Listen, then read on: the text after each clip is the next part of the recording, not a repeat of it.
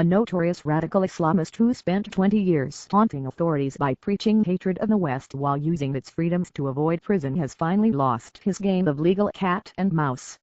Anjem Choudary's conviction of encouraging his followers to back ISIS was revealed earlier this week. However, he had previously recruited dozens of supporters, including one of the group's alleged masked executioners and one of the killers who beheaded a soldier on a London street. The 49-year-old lawyer walked a fine line between freedom of speech and inciting hatred, remaining just inside the law for many years, according to Metropolitan Police counter-terrorism commander Dean Haydon. Anti-racism group Hope Not Hate described the media-friendly cleric the biggest cheerleader in the English-speaking world for ISIS. Choudary reveled in his notoriety, telling one follower, "I can't help being the most hated man in England." He never condemned a terrorist attack, always said he could understand what motivated terrorists and warned constantly that the West was in danger of attack unless it changed its ways.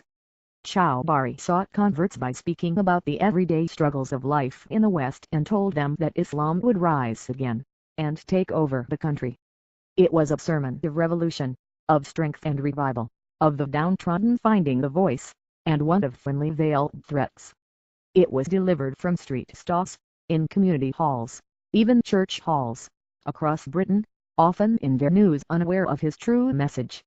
Choudary expanded his preaching outside his East London base to Muslim communities in blue-collar English towns such as Luton, Walsall and Stoke-on-Trent, and took advantage of online video channels to record messages for broadcast. When interviewed, he would emphasize his right to free speech, and in court he used the Europe-wide Human Rights Act to defend his freedoms despite advocating the abolition of both and rule by Sharia law. Choudary needed the media to maintain his profile, and approachable persona was useful to interviewers desperate for an authentic voice of radical Islam. In the U.S., Choudary was a regular media go-to and inspired a short-lived branch of his group in New York, until member Mohammed Junaid Babar was arrested and turned FBI informant.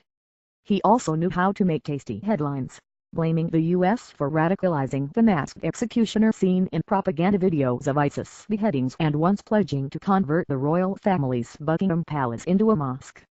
His legal training allowed him to stay 2 steps away from crimes committed by his admirers, who included Michael Adeleho, one of the 2013 killers of Fusilier Rigby.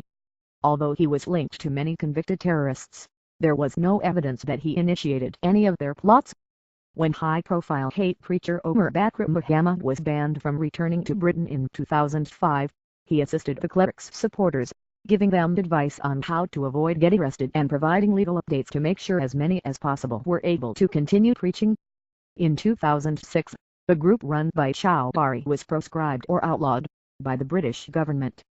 But he avoided the sanctions that go with membership of a proscribed organization by reforming the group 11 times under different names. One of the groups, Al Muhajiroun, was shut down after followers were found plotting a fertilizer bomb attack on a London shopping mall. By 2010, Choudary was gaining notoriety by threatening an Islamist march through Woon Bassett, the English town famous for honoring fallen British servicemen on their return from overseas. Despite being on the radar of authorities for years, he had only one British conviction, for failing to give notice to police when he organized a protest in London against Danish cartoons of the Prophet Muhammad. While several of his followers were jailed, he escaped with a fine. Choudary was sentenced to jail in Belgium in 2012 for a public order offense but never returned, and it was not serious enough to trigger extradition. However, some of his associates there were later jailed for up to 15 years for sending recruits to join ISIS. 5 of his followers were convicted of making threats after they picketed at homecoming parade in Luton for troops from the Royal Anglican Regiment, accusing the soldiers of being rapists, murderers and baby killers. Some held banners saying, "Go to hell."